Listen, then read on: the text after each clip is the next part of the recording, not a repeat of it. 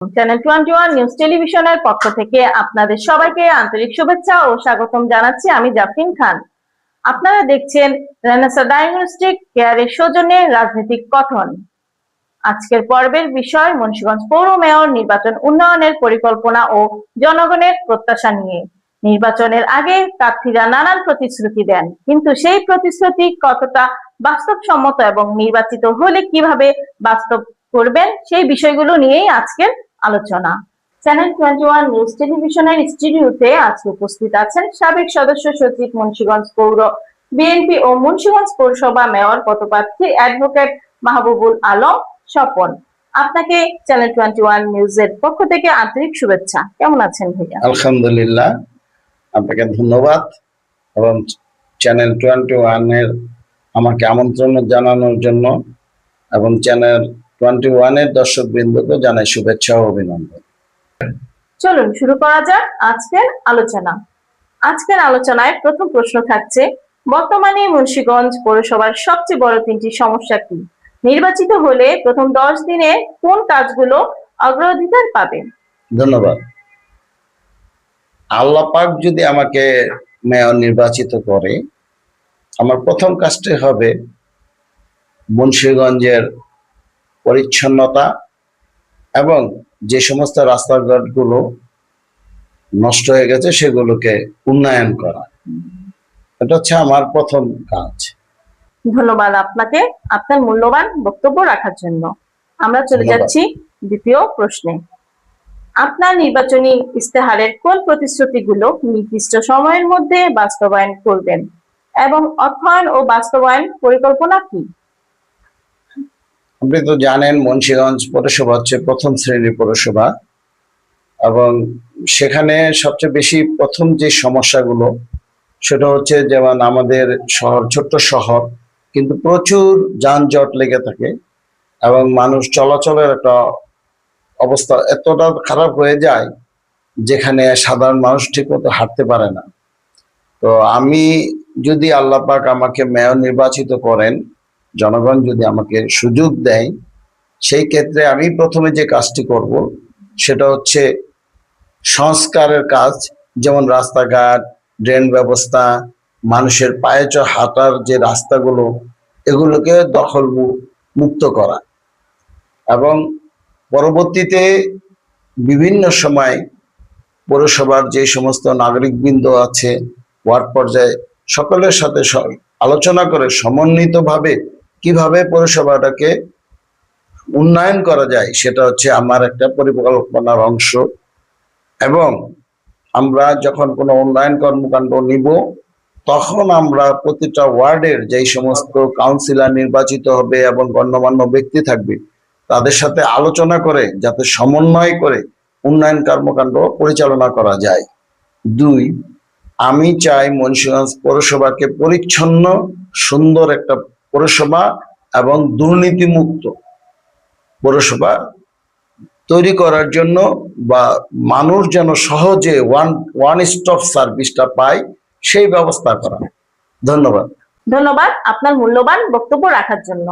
দর্শক, আপনারা দেখছেন রেনেসা ডায়াগনস্টিক কেয়ারের সৌজন্যে রাজনৈতিক কথন। আমরা চলে যাচ্ছি তৃতীয় নম্বর প্রশ্নে। স্বচ্ছতা, জবাবদিহিতা ও দুর্নীতিমুক্ত নাগরিক সেবা নিশ্চিত করতে আপনার পরিকল্পনা কি? আমি আমার পূর্বের বক্তব্যে বলেছি যে স্বচ্ছতা এবং জবাবদিহিতা এবং আমাদের যারা মুন্সিগঞ্জ পৌরসভার গণ্যমান্য ব্যক্তি আছে তাদের সাথে আলোচনা সাপেক্ষে আমরা যে কোনো পরিকল্পনা করব বা প্ল্যান বাস্তবায়ন করব, সেক্ষেত্রে অবশ্যই স্বচ্ছতা থাকতে হবে এবং এই স্বচ্ছতার ব্যাপারে আমার দিক থেকে কোনো আপোষ হবে না, এবং আমরা চাই মুন্সিগঞ্জ পৌরসভা যেন স্বচ্ছ এবং সেবামূলক একটি পৌরসভা উপহার দিতে পারি জনগণকে, এবং জনগণ যাতে তার কাঙ্ক্ষিত সেবা নিশ্চিত করতে পারে সেই ব্যবস্থা আমরা করব ইনশাআল্লাহ। আমি ইনশাআল্লাহ করব যদি আল্লাহ আমাকে পৌরসভার মেয়র বানায় জনগণের ভোটের মাধ্যমে। জনগণের যত চাহিদা আছে, যে কোনো সমস্যা আছে, এগুলো অবশ্যই আমরা আলোচনা সাপেক্ষে মিটমাট করব। আরেকটা বিষয় আমাদের বলা উচিত, আপনারা জানেন বিগত অনেক বছর যাবতেই 5 বছর অন্তর অন্তর মুন্সিগঞ্জ পৌরসভার হোল্ডিং ট্যাক্স একটা বাড়ানো হয় এবং সেই ক্ষেত্রে তারা আবার একটি দরখাস্তের ব্যবস্থা করে এবং প্রতিটা দরখাস্তের জন্য 200 টাকা করে জনগণের কাছ থেকে নেয়। তো এটা আসলে একটা জনগণের জন্য এটা কষ্টদায়ক, কারণ অনেকের পক্ষে এই জাত দেখাগুলো, অনেকের ট্যাক্স এই 400 টাকা, কিন্তু তাকে যদি 200 টাকা দিয়ে আবার ফর্ম কিনতে হয়, তাহলে এটা সঠিক না। তবে একটা নির্দিষ্ট নিয়ম থাকা দরকার, যেটা যদি আল্লাহ আমাকে বানাই, আমি চেষ্টা করব আলোচনা সাপেক্ষে প্রতি 5 বছর অন্তর অন্তর একটা অ্যাসেসমেন্ট হবে, কিন্তু সেটা পার্সেন্টেজের ব্যাপারে। যেমন যার ছিল 2000 টাকা ট্যাক্স, 5 বছর পরে হয়তো 2000 টাকা 20% বা 25% নির্ধারিত করা থাকবে, যাতে আর তাকে ওই 200 টাকা দিয়ে আর ফর্ম কিনতে না হয়। এবং এটা একটা সহজ জিনিস। এর পূর্বেও আমরা একবার করেছিলাম, তখন অন্য এক সময় যে মেয়র ছিল যিনি, তার আমলে আমরা এটা করেছিলাম। তো যাই হোক, এটা আল্লাহ যদি আমাদেরকে, আমার দিকে আল্লাহ পাক তাকায়, জনগণ যদি আমাকে ভোট দেয়, আমাকে নির্বাচিত করে, অবশ্যই আমি এটা করব, যাতে কোনোভাবেই মানুষ হয়রানিতে শিকার না হয়। ধন্যবাদ। ধন্যবাদ আপনার পরিকল্পনা প্রশ্নের জন্য। আমরা চলে যাচ্ছি 4 নম্বর প্রশ্নে। তরুণদের কর্মসংস্থান, নারীর নিরাপত্তা, প্রবীণ ও প্রতিবন্ধীদের নাগরিকদের জন্য আপনার বিশেষ উদ্যোগ কি? আপনি হয়তো জানেন, মুন্সিগঞ্জে বর্তমানে সারা বাংলাদেশেই একটা কিশোর গ্যাং তৈরি হয়েছে, যারা বিভিন্ন অপরাধের সাথে জড়ায় যায়। তাই আমি ব্যক্তিগতভাবে চিন্তা করছি, এই সমস্ত কিশোর গ্যাংদের এবং যারা মাদকের সাথে আসক্ত, তাদের কাউন্সিলিং এর মাধ্যমে এবং বিভিন্ন কর্মকাণ্ডের মাধ্যমে, সিম্পোজিয়াম এবং কাজের মাধ্যমে তাদেরকে সঠিক রাস্তায় ফিরে আনা। এবং রাস্তায় আপনি জানেন এখনো পৌরসভায় অনেক স্ট্রিট লাইট নাই, এবং রাত্রেবেলা চলতে গিয়ে অনেক সময় আমাদের মা বোনেরা অনেক সময় হয়রানির শিকার হয়, এবং সেটাকে যাতে না হয়, এবং সেটা পুরো পৌরসভাকে সিসি ক্যামেরার মাধ্যমে নিয়ন্ত্রণে নিয়ে আসা এবং স্ট্রিট লাইটের ব্যবস্থা করা, এবং যারা প্রতিবন্ধী এবং বয়স্ক লোক যারা আছে তাদের জন্য অন্তত তাদের একটা কর্মসংস্থানের ব্যবস্থা করা, যারা প্রতিবন্ধী এবং যারা মাদকাসক্ত আছে তাদেরকে রিহ্যাবিলিটেশনের মাধ্যমে, মোটিভেশনের মাধ্যমে তাদেরকে সমাজের মূল স্রোতে যাতে ফিরে আসতে পারে সেই ব্যবস্থা করা। এবং যারা আজকে বয়স্ক আছে, আমাদের মা, বাবা, চাচারা, তাদের জন্য একটা সুন্দর পরিবেশ গড়ে তোলা, যাতে তারা নির্বিঘ্নে চলাফেরা করতে পারে। তাদেরকে আমরা সহযোগিতা করব। ওয়ার্ড পর্যায়ে তাদের জন্য একটা বিনোদন কেন্দ্র থাকবে, যেখানে তারা বসে গল্প করবে, পত্রিকা পড়বে। প্রতিটা ওয়ার্ড পর্যায়ে আমরা এটা করার চেষ্টা করবো ইনশাল্লাহ। আল্লাহ যদি আমাদেরকে সর্বতভাবে সাহায্য করে, অবশ্যই আমরা এটা করতে পারবো। আরেকটা বিষয় হচ্ছে, আপনি দেখবেন যে অনেক লোক এমন ভাবে গাড়ি চালায়, মিশুক, অটো, এগুলোকে যাতে নিয়ন্ত্রিত ভাবে ব্যবস্থা করা যায় এবং পৌরসভার আইনের মাধ্যমে তাদেরকে নিয়ন্ত্রণ করা হয়, তাইলে অনেক অ্যাক্সিডেন্ট এমনি কমে যাবে।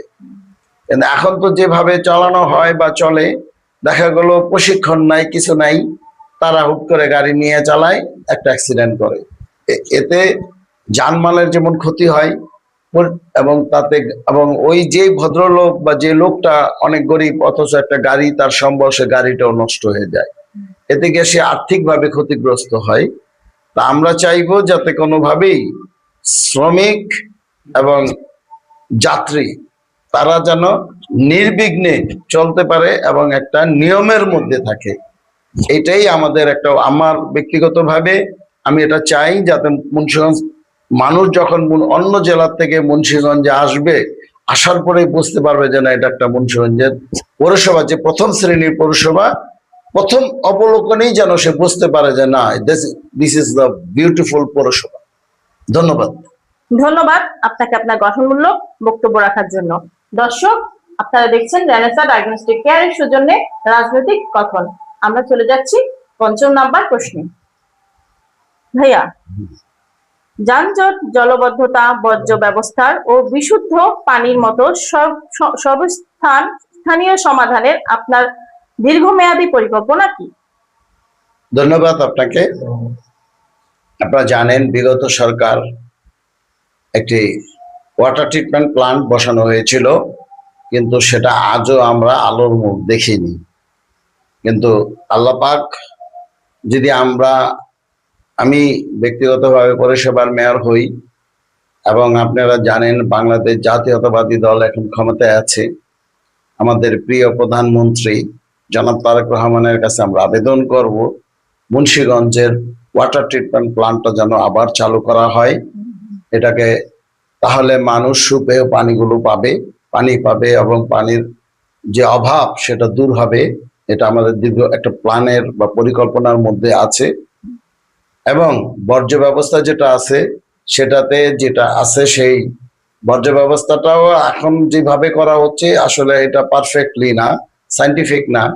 তো এটাকে যাতে সাইন্টিফিক ভাবে বর্জ্য ব্যবস্থাপনা করার মাধ্যমে এই বর্জ্যের থেকেও আপনি বিদ্যুৎ তৈরি করা যায়, আমরা চেষ্টা করব সেই বিদ্যুৎ উৎপাদনের কাজও যাতে হয় এবং বর্জ্য ব্যবস্থাটাও যাতে কাজ এর মাধ্যমে পরিচালিত হয়। আর মুন্সিগঞ্জে আরেকটি সমস্যা আমাদের মাঝে আছে, ড্রেনেজ ব্যবস্থা। সেটা এখন ড্রেনটা হচ্ছে আমাদের জনগণ খুব একটা সচেতন না থাকার কারণে অনেকেই দেখা গেল যে বাড়ির অনেক ময়লা মাটি সেই ড্রেনের মধ্যে নিক্ষেপ করে। এইটাকে বন্ধ করতে হইলে প্রতিটা ওয়ার্ড পর্যায়ে আমাদের সচেতনতামূলক তৈরি করতে হবে, যাতে নির্দিষ্ট স্থানে ময়লা ফালানো হয়, যাতে রাস্তাঘাটটা পরিষ্কার পরিচ্ছন্ন থাকে এবং ড্রেনেজ ব্যবস্থাটাকে ভালো থাকে। এবং এটা যতই আমরা ড্রেন তৈরি করি না কেন, জনগণ যদি সচেতন না হয়, ওটা কখনোই সুফল জনগণও ভোগ করতে পারবে না। তো সবার আগে আমাদেরকে বিভিন্ন সিম্পোজিয়াম, আলোচনা, বিভিন্ন প্রোগ্রাম, ছোট ছোট নাটকের মাধ্যমে, সাংস্কৃতিক অঙ্গনের মাধ্যমে জনগণকে সচেতন করে তোলা, যেন জনগণ বিষয়টা বুঝে যে না, এটা আমার করা উচিত, এটা আমার করা উচিত না। কারণ প্রতিটা নাগরিকেরই রাষ্ট্রের প্রতি দায়িত্ব আছে। রাষ্ট্রের সেবা যখন আপনি নিবেন, তখন আপনারও কিছু দায়িত্ব আছে যেগুলো আপনি পূরণ করবেন। ধন্যবাদ। ধন্যবাদ আপনার গঠনমূলক বক্তব্য রাখার জন্য। আমরা আরেকটি প্রশ্নে চলে যাব। আপনি তো রাজনৈতিক একজন কর্মী, আপনি সাংস্কৃতিক বিষয় নিয়ে আমাদের কিছু বলেন। কেন আসলেন? আপনি জানেন যে সাংস্কৃতিক জগৎ, সেটা নাটক বলেন, কবিতা বলেন, গান বলেন, বিভিন্ন মাধ্যম বলেন, এই মাধ্যমে জনগণকে সচেতন করা অনেক সহজ। যেমন আমার একটি ব্যক্তিগতভাবে আমার একটা অর্গানাইজেশন আছে সাংগঠনিক, যেটা হচ্ছে ব্যতিক্রম সাংস্কৃতিক ও সামাজিক সংস্থা। এটার মূল উদ্দেশ্য ছিল আমার করার যে আমরা বাংলাদেশি জাতীয়তাবাদী চেতনায় বিশ্বাস করি এবং আমরা সবাই বাংলাদেশি। কারণ বিগত সরকার আমলে বাঙালি জাতীয়তাবাদ এই ন্যারেটিভের কারণে আমাদের অনেক অপসংস্কৃতি চলে আসছে। তা আমরা যেহেতু আমি একজন রাজনৈতিক কর্মী, আমি জিয়াউর রহমানের আদর্শের একজন সৈনিক, সেই 1980 সাল থেকে আমি ছাত্রদল করে আজকের এই জায়গায় এসেছি। তা আমাদের প্রয়াত মহান স্বাধীনতার ঘোষক শহীদ প্রেসিডেন্ট জিয়াউর রহমান বাংলাদেশ জাতীয়তাবাদ প্রতিষ্ঠা করেছিল। এটা মূল একটি কারণ ছিল, বাঙালি জাতীয়তাবাদ যদি আমরা করি বা বলি, সেখানে বিভেদ সৃষ্টি হয়। যেমন আপনার উপজাতি যারা আছে, বিভিন্ন ট্রাইবের যারা আছে, যেমন ধরেন আমাদের যারা চিটাগাং এর লোক তারা কিন্তু বাংলা ভাষায় কথা বলে না, তাদের নিজস্ব একটা ভাষা আছে, বিভিন্ন অঞ্চলের বিভিন্ন রকমের ভাষা আছে। সেখানে যদি আপনি বাঙালি জাতীয়বাদ চাপায় দেন তাহলে কিন্তু তাদের মধ্যে একটা বিভেদ সৃষ্টি হয়, কারণ তারা তো বাঙালি না। আর যখন আপনি বলবেন শহীদ প্রেসিডেন্ট জিয়াউর রহমান অনেক সুদূর প্রসারী চিন্তাশীল একজন মহান নেতা ছিলেন, উনি বাংলাদেশ জাতীয়তাবাদ প্রতিষ্ঠা করলেন, যে আমরা যেই গোত্রের হই, যেই বর্ণের হই, যেই ধর্মের হই না কেন, আমরা সবাই বাংলাদেশি। অর্থাৎ বাংলাদেশ একটি ছাতা, ওই ছাতার নিচে আমরা যারা জনগণ বসবাস করি আমরা সবাই বাংলাদেশি। ব্যতিক্রম যার প্রথম ডায়লগটা এই ছিল, আমরা বাংলাদেশি জাতীয়তাবাদী চেতনায় বিশ্বাসী, আমরা সবাই বাংলাদেশি। এখানেই আমার মূল থিমটা এখানে কাজ করেছে। আরেকটা হচ্ছে আমাদের সাংস্কৃতিক জগতে মুন্সিগঞ্জে হচ্ছে সাংস্কৃতিক অঙ্গনের জন্য মুন্সিগঞ্জে হচ্ছে সারা বাংলাদেশের মধ্যে সাংস্কৃতিক লীলাভূমি। এখানে প্রচুর শিল্পীর জন্ম হয়েছে যারা এখন পৃথিবীর বিভিন্ন দেশে আছে, অনেকে প্রয়াত হয়েছে, অনেকে আছে। এর মধ্যে বিখ্যাত কিছু মানুষের নাম না বললেই না হয়।